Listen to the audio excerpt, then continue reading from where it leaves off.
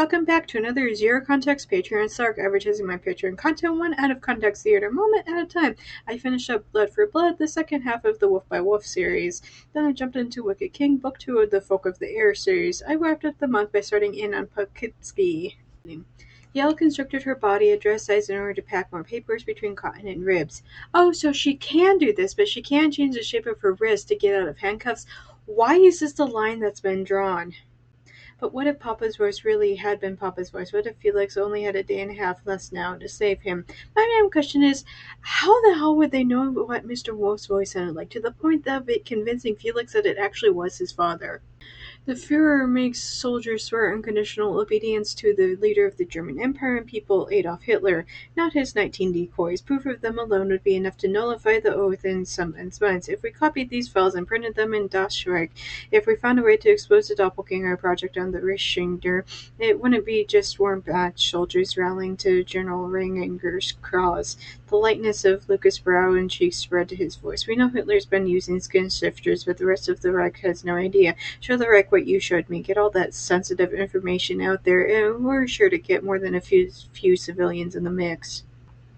Within the vacuum of this story, this makes perfect sense. But coming from the perspective of an outsider, somebody who has no idea about the experiments that are going on in the camps, this is nothing but pure science fiction. Might as well include a freaking alien in the mix while you're at it.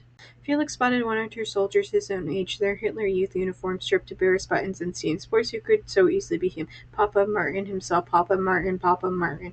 Felix pressed his good hand to the watch in his pocket and wondered what his brother would do in the face of all this. Would Martin have called Bosch from that farmhouse cell phone? Could Martin sacrifice all those people to the SS for the wolf's safety? Here's what I'm trying to understand here. This is every bit Adele's story as it is Yael, since the fact that they chose Yael to replace Adele in the race. Yet we know next to nothing about Adele's family. Why was she living away from her family? What happened to her brother? What have her parents been doing while this has been going on? We don't even know what her parents have been thinking. So it's honestly kind of rubbing me the wrong way when Felix trots out his dead brother as some sort of benchmark as to what's going on here. Like, how would Martin react to all this? The readers don't have a freaking clue, considering how much of a non-character that Martin is. And don't try to give me any of that nonsense about how Martin died, blah, blah, blah.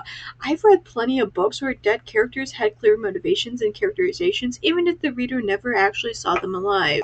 Miriam's sole objection was to the idea of Luca presenting. It wasn't his influence the other girls questioned so much as his right. Seeing a few photographs, shedding a few tears, did not an advocate make. Who was he to speak for them? It's not so much that I disagree with her objection. After all, the people who need to speak out against the violent and horrific things done to Jews should be somebody who underwent all that abuse. But at the same time, this isn't ordinary circumstances. They're trying to expose the scam of who is Hitler and why he's seemingly incapable. People are more likely to listen to Victor Luca Lowe than a couple of random girls. Had yanked his cardiac muscle straight from his chest and shredded it to bits with pointed canines. That is for sure one way to put it. Felix's kneecaps cracked against the concrete not far from where Henrika fell. Her body was facing him. Felix couldn't tear his eyes away from the violence of color around it. What had he done? I'm not even sorry for saying this, but what the fuck did you think was going to happen when you handed members of the rebellion over to fucking Nazis? That they'd politely knock on the door and ask for them to hand themselves over? Fuck you. I hope that they do something quite uncomfortable to your dangly bits. Just how many lab rats did Dr. Greer let loose? Honestly, after the first one escaped, that's 100% of the doctor and the guards at the camp for not tightening security. These are people who are too stupid to be alive. Like, wow, you gave people shape-shifting powers and then continued to torture them, and then you're surprised they walked out from the camp and not one single person saw them do it? Just don't shoot, Himmler ordered in his broken strings voice. She has exactly 0 reasons to keep you alive and a billion reasons to shoot you. Do you seriously think that that's going to work? January 5th, 1957, a snowy Innsbruck evening. General Erwin Renninger met with Führer Martin Bormann, a man as ragged as his self-proclaimed title. Pen was put to paper. Bormann's name was signed in ink. The war was over. The two leaders might have agreed to stop fighting, but let me tell you something that history classes have taught me. This isn't the end. Not by a long shot. Buzz, buzz, buzz. Tails, torsos, heads. Buzz, buzz, buzz. This is a freaking published novel. Never give up on your dreams. If I look carefully, I can spot my twin sister Tara dancing with Locke, her betrothed. I'm also confused over this relationship because, like, not only did he cheat on you, but it was with your identical twin sister who almost murdered you when she found out about all of this. Why are you still freaking with him? Girl, have some self-respect. When the king returns, the ghost says, quoting from a ballad, rose petals will scatter across his path, and his footfalls will bring an end to wrath. But how will your oak rule if he has few memories of fairy as we have of the mortal world? Considering how terrible things are in fairy in general, I think a little outside influence could only help people. You know, that filthy, filthy compassion. Terence hair is dressed with a halo of laurel, and her gown is a soft brown woven through with green and gold. She has dressed to accentuate the curves of her hips and chest, both unusual and fairy, where bodies are thin to the point of inattention. The clothes suit her where there is something new in the set of her shoulders that sits her as well. She is a mirror reflecting someone I could have been, but I'm not. I don't know, man. Is anybody else grossed out by the narration constantly rubbing it into Jude's, the reader's face, that Taryn is the perfect woman, the perfect little human fair wife? It's gross. It's giving trad wife in the IBLP cult. The fact that's violently highlighted by Taryn actively choosing Locke over her own sister, even after Locke cheated on her with Jude. You can't write a girl boss female lead and then slap us in the face with this sexist claptrap. No oath binds you. If you regret your move, make another. There are games yet to play. I already won, I remind him. The problem is that this is a game without end. Yes, there will once be a day when you are dead and gone, and also a day when Carden himself is dead and gone. But the game will continue on and on. She's a fool for thinking otherwise. The way he talks for a moment, it all seems like it's fun, even if it's a terrible idea. Terrence says his being master of ruffles is going to be awful. He will take lovers and be away from me, and I will hate it. Jude, please, do something. I know you want to say you told me so, but I don't care. Okay, you want me to do something? I'm going to tell you not to marry that louse. He's already played you against your own sister as a test of your love. It's literally never going to be enough. Literally hours earlier, he was messing around with some unnamed fairy girl in front of everybody. I'm sure that there's something in Locke that Taryn sees. The problem is that she wants to remove huge chunks of him, and I'm not saying that she's not wrong. All I'm saying is that if she doesn't want a joke of a marriage, she shouldn't marry the court gesture. Recollections of his younger days, of the way he rode a horse, into her lessons of fights he had, the cruelties he perpetrated, are picked over. The more horrible the story, the more it is cherished. Fairies may not be able to lie, but stories grow here as they do anywhere, fed on ambition and envy and desire. This is another one of those Pinocchio cannot tell you the secrets of the universe all over again. Fairies can't tell a direct lie, but if they're told that the Earth is at the center of the universe, they can tell you that because they think that it's freaking true. Which is a roundabout way of saying somebody should kill Balekin before he tries to assassinate Carden. I wouldn't mind seeing Balekin dead either, but Carden has been stubbornly against the execution of his brother. I think of the words he said to me in the Court of Shadows. I may be rotten, but my one virtue is that I'm not a killer. Look, man, he's already in prison. It wouldn't take much to convince one of the other inmates to shank him, for the guards to look the other way. Who's to say that Belkin didn't try to start a prison riot and got stabbed for his effort? Too bad, so sad. Anyway, moving on. It occurs to me that Carden very likely knows where his mother was sent. If he has done nothing to get her out, nothing to so much as see her sons becoming High King, it's intentional.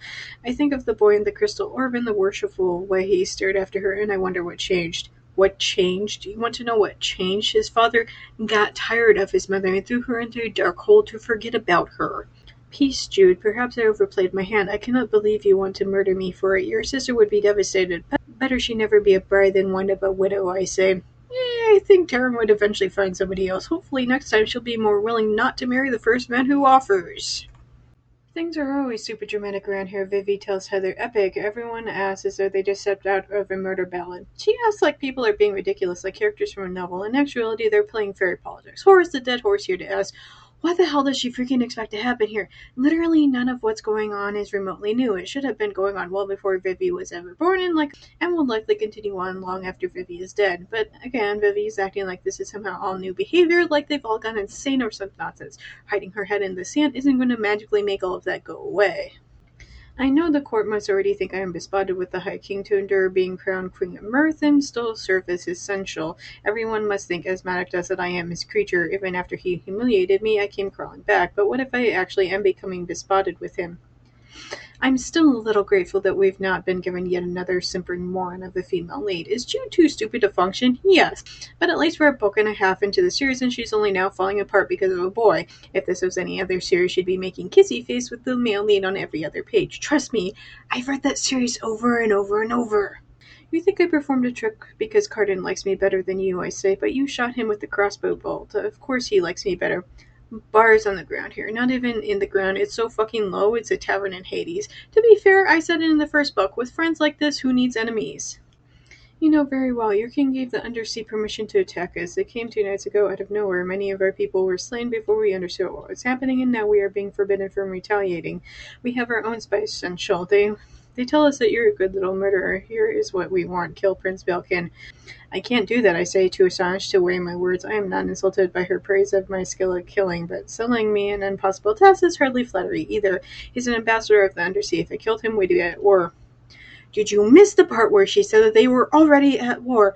I swear she loses IQ points by the page. Working with you will always be working for you, I say, so never. You would really choose that over your own family, Maddox sneers. What family? She's not speaking to anybody that she's remotely related to right now. Or is the dead horse here to ask why it is that Maddox wasn't left to rot in a stone of Sibilkin for what he did? With half of the army gone along with the general, if Orlaw decides to strike, I have no idea how to repel her. Carden will have to choose another grand general and quickly. Again, all of this would have been avoided if she'd punished the man who conspired to kill the former king and the new king. Jeez, I shouldn't have to have spelled this out for you, moron. Vivi comes back into the room, flaps down on the couch. Heather won't text me back, she says. When she and Vivi came back from Ferry, I guess she had a lot of questions, and then she had more questions, and finally Vivi admitted glamoring her. That's when everything totally unraveled. How? It's almost like you lied to her, manipulated her, and put her into grave danger all because you were embarrassed by your own genetics and upbringing and because you wanted a pretty little human to sleep with. Honestly, kudos to Heather for actually leaving a toxic situation. In the weeks that followed, Livia played a new game every day. It was always the same version of ignore Chris and pretend nothing's wrong with that. She was getting quite good at it, and so far it had prevented him from actually proposing. Break up with him already, jeez. Don't play mind games with somebody who clearly loves you enough to actually want to propose. I hate stories that have subplots like this. At this point, the only thing I can pray is that she breaks up with Chris and then hooks up with Blake.